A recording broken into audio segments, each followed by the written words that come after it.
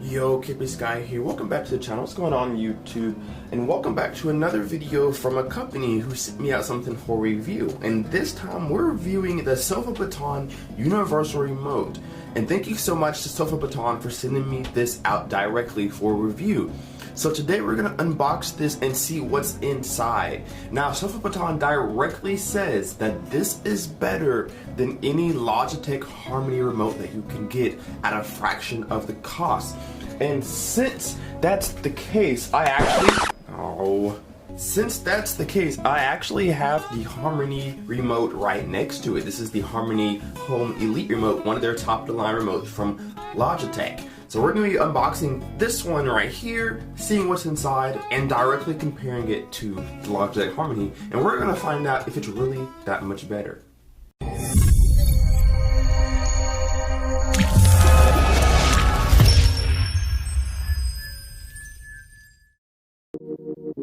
The Sofabaton comes really nicely packaged. Nothing fancy to it, just a nice box, a little bit of engraving on the side, and a large picture on the top of the remote itself. Came double box, so it was not going to be any kind of harm to it on the way here, and it's coated with a nice little wrapping to keep everything protected. Now, if you haven't heard of these guys like myself, there's actually a lot of different products that they have in the world of universal remotes. This is one of them right here, the Sofabaton Universal, or the U1. A very good and popular remote, actually. It has an app that you guys can download from either the Play Store if you're running Android, or the iOS App Store if you're using an iPhone or an iPad.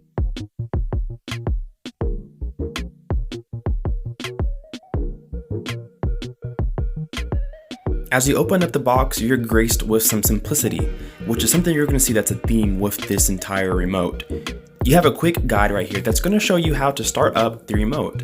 It's going to instruct you to download an app. Again, whether it's iOS or Android, you'll have an app called Sofabaton that'll help you and walk you through setting up your remote, which you'll see soon in this video. The remote itself comes in a nice little platform, has a protective film over the screen to protect the screen during transit, and underneath is a nice surprise that you don't see anymore, a pair of AA batteries. The Sofabaton actually feels really good in the hand right out of the box. It's really long for a remote, but it actually fits in the hand very well, left or right-handed. You can see all the buttons are nicely laid out, with the most important buttons being right underneath the thumb. That's the control wheel, the volume up and down, and the channel up or down as well. And then at the bottom you have your play, pause, left, right, stop, and go, record, whatever you have that you need the most. It's right there under your thumb. Now, this is primarily a plastic remote, so it doesn't have a lot of weight to it, and it kind of feels like a cheap remote. We'll talk about the price point later. But the buttons are rubberized, so you have the ability to feel around and hold on and grip onto your remote with no problem. Just like a computer mouse, that click wheel at the top is how you'll scroll through your screen to get to your inputs and different menus as well. And you can see some grooves on the back side that helps aid grip on the remote.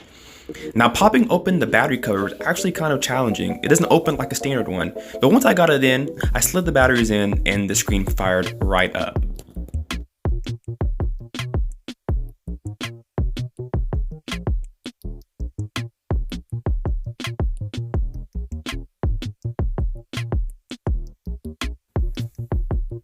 Now, once you put in those batteries, it's going to ask you to set up the remote. So you want to head into your respective app store and type in Sofabaton at the top of your search bar. And once you enter that, it's going to pop up with an app called Sofabaton Smart Remote. Go ahead and download this, as this will aid you into setting up all your devices to the remote itself.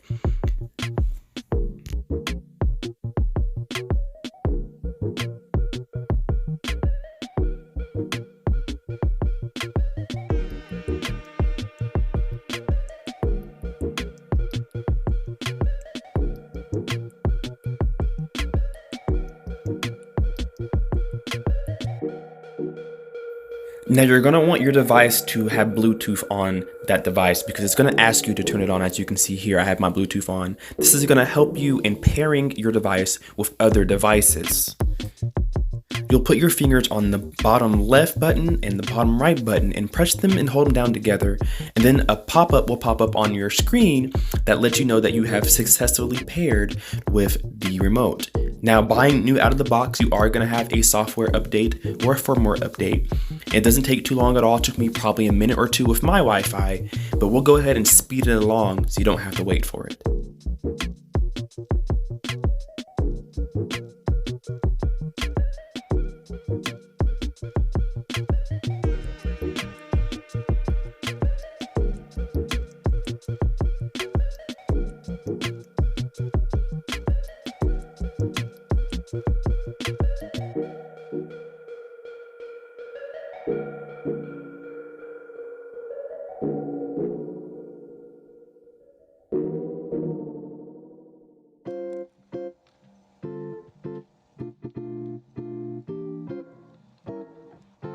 Once you've completed all of the steps to get the Bluetooth connected and the firmware update, it launches you straight into setting up your devices. So we're actually going to start with using Bluetooth as my first device. I'll show you guys how to connect your remote using Bluetooth connectivity. So with this Bluetooth, we're going to use my Fire Stick 4K that I have from Amazon, and we're going to walk you right through it. So we're going to start with the Fire TV, and the first thing they want you to do is to name your device, which is already named Fire TV. Now it wants you to go in and make sure that your Bluetooth is set on your phone as well as the remote, which you've done in the beginning. And you're actually going to need to turn on your television and fire up your Fire Stick or your Fire TV or what may have you for the Bluetooth. Now once you do that, it's going to walk you through the menus. So you want to go into your Amazon settings and your Fire TV or your Fire Stick or whatever you have, Fire Cube, and just go to your devices and add Bluetooth. Once you've added your Bluetooth, it'll tell you on the bottom right side of your screen that you're connected. Now, if your device that you're trying to connect to does not have Bluetooth, you can use the IR portion of the remote to control your devices. Take the device's remote that you're trying to pair with the new remote and face it in front of the universal remote, just like so in the video. Now, setting this up is actually very, very simple. You'll see on your device, on your tablet or on your phone with your app, a diagram of the universal remote. It's as simple as pressing the button on the universal remote, the same button that you want to pair with, use that button on the device remote. So for example, I'm doing the power there. You can see the TV blinking on the app. You'll press the power button and it's paired. So let's try doing the volume up button. You'll press the volume up button on the app and then press the same volume up button on your device remote. Hold it down for 3 or 4 seconds and it's paired. Now let's do the volume down. You'll press volume down on the app, then press volume down on your remote, and in 2 or 3 seconds, it's paired. Now let's try something else. Let's go ahead and do some command buttons down at the bottom. So for the green button, I'm going to use that as my movie mode. You press the movie mode on your remote and you're paired. Now this is remote that goes to my Marantz 7705 preprocessor. And so my Marantz has a different sound decoding. So I'm using the color-coded buttons at the bottom of my Marantz as the same buttons on my universal remote, since they're both the same colors. And you can see how simple it is to get them connected.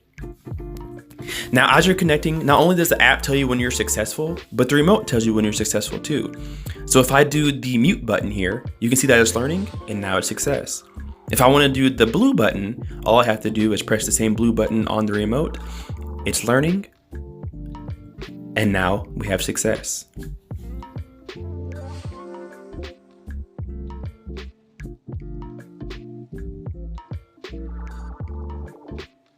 Once you've gone through and completed all of your button mapping for your remote, it's going to ask you to choose a device name. And in this case, this was my Marantz 7705 preprocessor, so we're just going to simply call it Marantz 7705. And once I name it here in the app, it's going to pop up on the screen of the universal remote. So when I want to access that device, we know exactly what it's named. It also lets you choose an icon, so we're going to choose the one that's closest to looking like a receiver or a processor. And then you can see here the remote in action. I press power on, it powers right up. Let's try volume up and volume down. Looks good, working just fine. Let's turn it back off. We're good to go. Alright guys, so now we have the two remotes side by side. On your left is the Baton, on the right is the Logitech Harmony Home. And these are very similar in specs, very similar in features, but not very similar in price. So we're actually going to do a small little comparison, a 5-point test. We're going to compare the ease of use, design, setup, the screens, and price to performance ratio between the two. And we're going to decide right now if the Sofabaton is actually better than any of the Logitech Harmonies that you can get. So let's start with ease of use. Now you saw how easy it was for me to turn on and turn off my Marantz. Super simple. It was easy, it controlled it very quickly, didn't have any delay, and it was through IR. The only problem with the IR is that you have to be in front of that receiver to do so. With the Harmony, you have a hub with an IR blaster extender so that you can use your devices behind a closet or in a shelf or another room in an entertainment center. You can do that with the Harmony that you cannot do with the Logitech, or excuse me, with the Baton remote unless it's Bluetooth enabled. So for me, this wouldn't really work out because I use a lot of my components behind the closet door, and this just does not work behind closet doors unless you're using Bluetooth, and you can only have one Bluetooth device connected at a time. So I'm gonna have to give the ease of use over to the Logitech Harmony. Now the design is going to be subjective, but it's going to be my personal opinion. Now both of these remotes look good and they feel good in the hand. You can see that the Logitech Harmony, the white one on the right side, is a shorter remote but a tad bit wider in the hand. On the left side, the Baton, the black remote, is a lot longer, but it's more skinnier, more confined in your palm. So holding it feels very natural, but so does the Logitech Harmony. Now, the Logitech Harmony has a little more weight to it. That's because there's a built-in battery in the inside, which is part of the design that I like. This uses 2 AA batteries, which you'll have to replace every so often. This, on the right side, the Harmony has a dock right here that you can just place it in and charge it up when you're not using. And it's awesome. So I'm gonna have to give the design over to the Logitech Harmony as well, not only because of how it feels in the hand and because of the dock that you have to use with it and the good weight, but where the screen is as well. The screen's right there in the middle of the controller where your thumb naturally rests, and you'll be able to navigate through your menus very easily, opposed to the Baton where the scroll wheel is at the very top. So for most people, you're gonna have to slide your hand up and scroll and then bring your hand back down to control your buttons. So I'm gonna have to give another point over to the Harmony. Now the third one is going to be setup. And you guys saw the setup for the Baton. Super simple, quick, and easy. I did both Bluetooth and I did the IR remote learning, and that was actually really quick and easy to do. It's just a couple presses of a button and it learns the command in about 2 or 3 seconds. If you haven't seen the Logitech Harmony video that I made a while back, setting up this was actually kind of hard. You had to connect it to Wi-Fi, you had to do it through the app, you had to go onto the computer and download some software first, and then you had to do all these other things in the middle just to get one device going. And a lot of times it didn't learn the command. I still to this day have few features on my remote that I can't get to learn because it just won't do it. It just won't find it, and it's not easy to do. If it does find it, it takes about a minute or so before it finally learns the command. And there is no Bluetooth at all with this remote. So any of the Bluetooth devices like a Fire TV or a Fire Stick, you cannot learn it that way. So setup's gonna have to definitely go to the Sofabaton. Super simple. The app is easily laid out, doesn't have a whole bunch of features to it. It's just plain and simple, connect my devices and be done. And you guys saw how quick and easy it was to connect the remotes together. Just put the remote in front of the other and press the button you wanna learn and it learns it. Absolutely fantastic, it took no time at all. I'm gonna give a point over to the Sofabaton.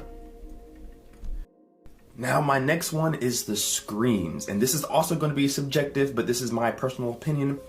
And after playing around with the Sofabaton screen, there isn't a lot going on, which is good for some people, and maybe some people want more intuitiveness with their remote. Now the difference between the Harmony and the Baton is that the Harmony is able not to do just your electronics, but it can do your lights, and it can do your Xbox, and it can do your computer.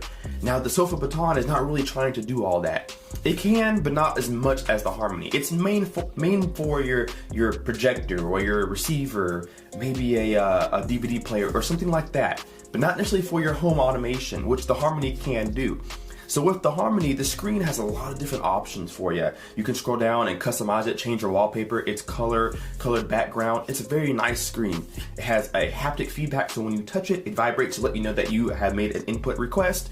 And it also lets you reorder and remap your most important options right there on the screen. You can do a lot of customization on the screen that you can't do in the Baton without using the app. And so I'm gonna have to give a point over to Harmony, not only because the screen looks good and it has a lot of features to it, but it's kind of bland on the Baton. It claims an OLED screen, which is cool. But of course, OLEDs do not get bright. not as bright as LED screens, of course. And with this remote, you may have a hard time seeing it in normal daylight viewing conditions. In the nighttime, it'll be no problem, of course.